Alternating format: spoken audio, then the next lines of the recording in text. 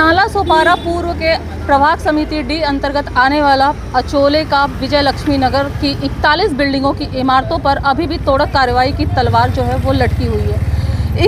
इन 41 बिल्डिंगों में रहने वाले तकरीबन 5 से 6 हज़ार परिवारों को अब बाकायदा तोड़क कार्रवाई के लिए नोटिस दे दिया गया है। सार्वजनिक तौर पर जो नोटिस है हाई कोर्ट का वो चिपका दिया गया है और लगा दिया गया है और इनको 30 तारीख तक की मोहलत जो है, जो डेडलाइन थी तोड़क कार्रवाई की, 30 तारीख तक का ही समय इनको दिया गया है अपने अपने घरों को खाली करने के लिए। लेकिन ये जो 5-6 हज़ार परिवार हैं उन 41 इमारतों में रहने वाले, वो अभी भी इस उम्मीद के साथ अपने हक की लड़ाई लड़ रहे हैं और वो कहीं ना कहीं उन्होंने उम्मीद छोड़ी नहीं है अपने घर को बचाने के लिए। इसी क्रम में आज विजय लक्ष्मी नगर से कैंडल मार्च निकाला गया, उसके साथ ही साथ मसाल मार्च निकाला गया है यहाँ पर। और इसके जरिए जो यहाँ के भ्रष्ट महानगर पालिका के अधिकारी हैं या फिर जो यहाँ पर जो अवैध तरीके से, जिस तरीके से इस बिल्डिंग को अवैध बताकर इसको तोड़ने की जो कोशिश की जा रही है, उसके खिलाफ इन्होंने अपने हक की लड़ाई को लड़ने का जो एक चुनौती है वो कहीं ना कहीं अब ये प्रशासन को देते नज़र आ रहे हैं। उम्मीद जो है वो आखिरी दम तक कायम है, घर टूटेगा नहीं, ऐसा इनका विश्वास है। फिलहाल इस पूरे मामले पर जो यहाँ के स्थानीय जो वहाँ के रहवासी हैं उनका क्या कुछ कहना है, उनकी मनोदशा जो है, उनकी जो मन स्थिति है वो अभी क्या बनी हुई है, इस विषय में हम उनसे बातचीत करेंगे और जानेंगे कि ये लड़ाई कितनी कठिन होने वाली है, क्योंकि जैसे जैसे समय बीतेगा वैसे वैसे ये लड़ाई कठिन होती जाएगी। क्या कहना चाहोगे काका, जिस तरीके से यहाँ पर वो 41 इमारतों को तोड़ने की जो प्रक्रिया है वो 30 सितंबर से शुरू कर दी जाएगी और जिसके लिए बाकायदा जाहिरात लगाया गया है। अभी क्या कहेंगे कि हम लोग खुद परेशान हो गए। 2 दिन से हम लोग के बाल बच्चे एकदम इतना परेशान है कि पूछो मत। अभी क्या होगा? हाँ, हमारे पास इतना पैसा नहीं है कि हम लोग 10,000 15,000 रुपये डिपॉजिट भाड़ा दे के किधर घर खरीद सके। जो पैसा था हमारा ज़िंदगी भर का मेहनत का पैसा, इसमें लगा कि हम 10-10 लाख रुपये 8-8 लाख रुपये दे के घर खरीदे हैं।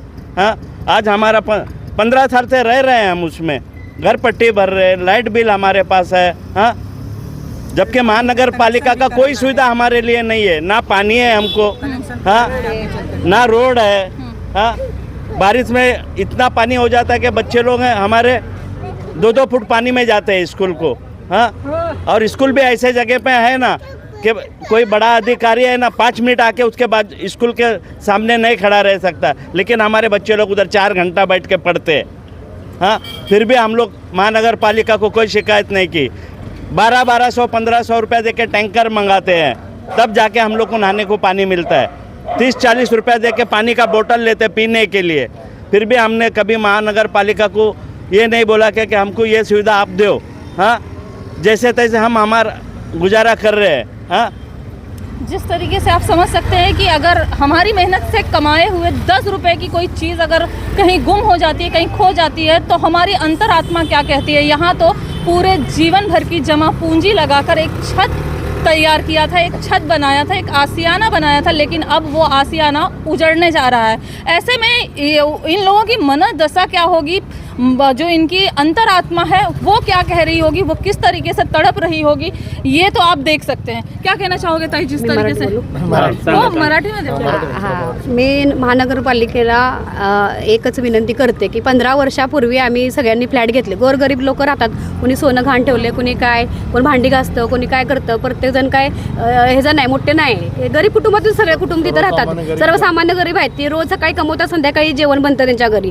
असं करून 15 वर्षापूर्वी जे सर्व लोकांनी घरं घेतलेत आणि 15 वर्षापूर्वी काय महानगरपालिका झोपली होती का की ते डम्पिंग ग्राउंड आहे. मग काल त्यांनी बोर्ड लावला होता, 15 वर्षापूर्वी बोर्ड लावायचा ना महानगरपालिकेने की हे डम्पिंग ग्राउंड आहे. मग बिल्डिंग तुम्ही उभ्या कशा करून दिल्या? त्यावेळेस पोलीस बंदोबस्त घेऊन येत. आता कसं आम्हाला पोलीस बंदोबस्त सांगितलंय तुम्ही रूम खाली करा म्हणून, मग त्यावेळेस पोलीस बंदोबस्त करून सांगायचं ना की इथं डम्पिंग ग्राउंड आहे. मग लोक फसली नसती, गरीब लोक. मग तुम्ही सगळं त्यावेळेस पैसा खाल्ला महानगरपालिकेनं आणि आता 15 वर्षानंतर जाग आली की डम्पिंग ग्राउंड आहे करून. मग गोरगरीब आम्ही जाणार कुठे? आम्हाला घराच्या बदलावर घर पाहिजे. गरीब आम्ही सगळे गोरकुटी ना. 2 दिवसापूर्वी आम्हाला झोप लागेल ना, अन्न जाई ना पोटामध्ये, काय करायचं आम्ही सांगा? डोळं झोपायची वेळ आली आमची आणि महानगरपालिका नोटीसवर नोटीस देते लोकांना. गोरगरीब रडतात, घरात 2 टाइम जेवण बनत नाही आमच्या टेन्शनमुळं. 7 दिन का समय और छत छीनने का डर, क्या कहना चाहेंगे? आम्ही लोक 15 वर्षे राहतोय आमच्याकडे सर्व प्रूफ आहे, government proof, ration card, Aadhaar card, voting card, PAN card सहित त्या रूमचं प्रूफ आहे, लाईट बिल आहे स्वतःचे. आम्ही वोटिंग करतो आहे तिथं, राहायला 15 वर्षापासून आम्ही राहतो तिथं. कुठल्याही प्रकारची सुविधा नाही, पाण्याची सुविधा नाही, लाईटची सुविधा नाही. आम्ही सुरुवातीला खांब्यावरून लाईट आकडे लावून लाईट घेतली, त्यावेळी पण नगरपालिका झोपली होती काय. आज सगळ्या सुविधा नाही, एक पण रोड नाही, गटार नाही, तरीसुद्धा आम्ही राहतो आहे. पाण्याचा प्रॉब्लेम आहे तरी राहतो आहे. जर नगरपालिकेला तोडायचंच होतं तर ते 15 वर्षापासून का नाही तोडले. आणि ही अनलिगली जागा आहे, तिथे एक बोर्ड मारायला होता, सर्वसामान्य माणसांनी इथं रूम घेऊ नका, ही जागा डम्पिंग ग्राउंड आहे. हे जर पब्लिकला माहिती असतं तर पब्लिकने घेतलंच नसतं, सरळ सरळ विसाव होता. लोकांना त्यावेळी ह्या लोकांनी पैसे खाले, कोण नगरसेवक असेल, महानगरपालिका असेल, त्यावेळी ज्यावेळी बिल्डिंग खडा करत आहे त्यावेळी प्रत्येक बिल्डरकडून प्रत्येक पर स्लॅबला ह्या लोकांनी पैसे घेतले. त्यावेळी जर नगरपालिकेने थांबवलं असतं तर सर्वसामान्य जनता फसली नसती. सर्वसामान्य जनते जिस तरीके से बिल्डर ने ये पूरा डेवलपमेंट किया और बिल्डर आज कहीं न कहीं भी आप लोगों के साथ खड़ा हुआ नजर नहीं आ रहा है, तो क्या कहना चाहेंगे उस हम लोग बिल्डर के लिए? क्या कहना आम्हा लोकांना एवढाच भरोसा आहे कैलास पाटील काका, बाकी पक्ष येऊ कोण नाही हो, पण तरी पण या वसई तालुक्यातील सर्व पक्ष एकत्र आहे. सर्व पक्षांनी सांगितलेलं आहे तो त्याच्यावर कुठल्याही प्रकारचे चुकीची म्हणजे हे करणार नाही. आम्ही तुम्हाला रात्री 12 वाजता पण तुम्हाला सपोर्ट करू, आम्ही तुमच्याबरोबर आहे. महापौरवाले सांगतात सर्वांचे आहेत, रुपेश जाधव आहे, सर्व आहेत, सर्व पक्षीय नेते आहेत, त्यांनी सांगितलेलं आहे, सर्वांनी आम्हाला सांगितलेलं आहे की आम्ही तुमच्याबरोबर राहू. पण परिस्थिती अशी आहे आजच्या डेटला सर्व पक्ष पण आहेत, पण सर्वात मोठं काम कोण करत असतं तर कैलास पाटील काका.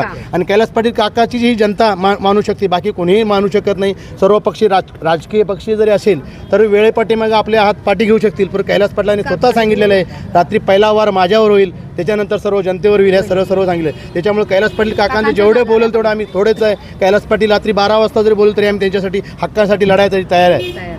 तोड़क कार्रवाई होती है कि चूंकि हाई कोर्ट का आदेश है उसको कोई नज़रअंदाज भी नहीं कर सकता है. अगर तोड़क कार्रवाई हुई तो क्या करेंगे आप लोग, भूमिका क्या रहेगी? तोड़ने देंगे घर को अपने? Thank you, ma'am. I am Dharmen Jaiswal from Sai Lucky Apartment. Before 3 months, I purchased a new house, and we are living. Suddenly, a notice. तो क्या हमारे दर्शकों को एस सबको नहीं देखिए, हमारा कहना यह है कि बाकी लोग तो जो बताए हैं, हमारा ये कहना मतलब है कि हमें घर के बदले में घर मिलना चाहिए. जो नोटिस आज 30 तारीख को लगा के दिए हैं, 1 तारीख को तोड़ने के लिए आएंगे तो हम तोड़ने नहीं देंगे, किसी भी कीमत पर हम तोड़ने नहीं देंगे.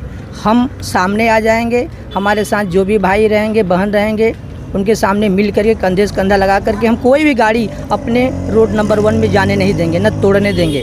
हमारा यही कहना है कि हमारे साथ जो आगारी सेना है, जो काका पाटिल जी हैं, वो हमारा खुल करके समर्थन कर रहे हैं और हमें उम्मीद है कि वो हमारे साथ रहेंगे और हमें घर के बदले में घर जरूर दिलाएंगे. डॉक्टर हेमंत सावरा जो यहाँ के नए खासदार हैं वो भी आप लोगों से मुलाकात हाँ, उन्होंने कहा, अभी बात किया, उन्होंने कहा भी कि 2-4 दिन में बैठक करके हम स्टे ले लेंगे. उन्होंने कहा कि कल हम बैठक करके 2-4, अभी हमारे पास 7 डेज़ है, अभी 7 दिन बचा हुआ है. अब उन्होंने बोला है कि हम 2-4 दिन में ही स्टे ले लेंगे, आपको डरने की ज़रूरत नहीं, आश्वासन दिए हम लोगों को. आपको बता दें कि जिस ज़मीन पर, जिस जगह पर वो 41 इमारतें बनकर तैयार हुई हैं, उन 41 इमारतों की जगह को अब बताया जा रहा है कि वो एसटीपी प्लान के तहत वो आरक्षित ज़मीन है, वो वहाँ पर वो डंपिंग ग्राउंड बनाया जाएगा, जिसके लिए 41 इमारतों में रहने वाले कम से कम 6000 परिवारों को बेघर किया जा रहा है. अब ऐसे में सवाल ये उठता है कि जब ये बिल्डिंगें बन रही थी तब नगर पालिका के वो अधिकारी कहाँ थे? जिन अधिकारियों के संरक्षण में वो बिल्डिंग बनी, तो उन अधिकारियों पर किस तरीके की कार्रवाई की जाएगी शासन और प्रशासन द्वारा? सवाल यह भी है कि क्या वसई विरार में इतनी भी ज़मीनें नहीं बची हैं जहाँ पर कि डंपिंग ग्राउंड बनाया जाए और इन 41 इमारतों में रहने वाले 6000 परिवारों के सर से छत न छीनी जाए. इसके अलावा एक सवाल यह भी है कि जब जिस समय ये अवैध निर्माण होते हैं उस समय महानगर पालिका, जिस तरीके से बताया जा रहा है कि ये महानगर पालिका की आरक्षित ज़मीन है, तो अब ऐसे में सवाल ये है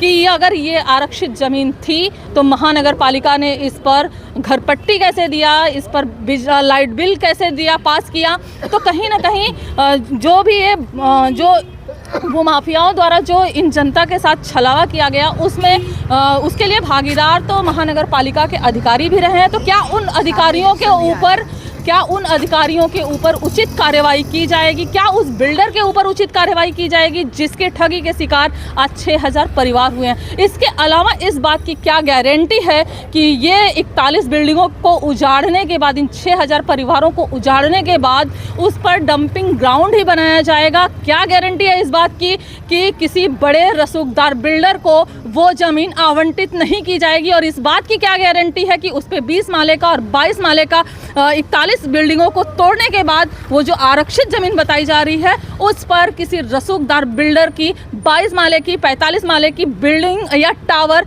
बनकर खड़े नहीं होंगे? यदि इस सब्जेक्ट पर महानगर पालिका के लोग या शासन प्रशासन के लोग जवाबदारी लेते हैं इसकी, तो हमें कोई आपत्ति नहीं है। बस गुजारिश इतना है कि यदि इन 6000 परिवारों के सर से छत छीनी जाती है तो इनको घर के बदले घर दिया जाए। और जैसा कि ये मांग इन परिवारों की भी है और इनका आखिरी तक यही कहना है कि चाहे जो भी हो जाए हम अपने आशियाने को उजड़ने नहीं देंगे। अगर हमें ज़रूरत पड़ी तो जो मसाल आज हमने हाथों में उठाए शांतिपूर्ण तरीके से मोर्चा निकालने के लिए, वही मसाल का इस्तेमाल हम उन भ्रष्ट अधिकारियों के घरों को भी जलाने के लिए, साथ ही साथ जो ये प्रभाग समिति डी का जो ये कार्यालय बनाया गया है, बताया जाता है कि ये भी अवैध तरीके से बनाया गया हुआ है। तो पहला जो घर जलेगा वो महानगर पालिका कार्यालय जलेगा। उन भ्रष्ट अधिकारियों के घरों को जलाइए, फिर हमारे घरों पे आप तोड़क कार्रवाई करिए।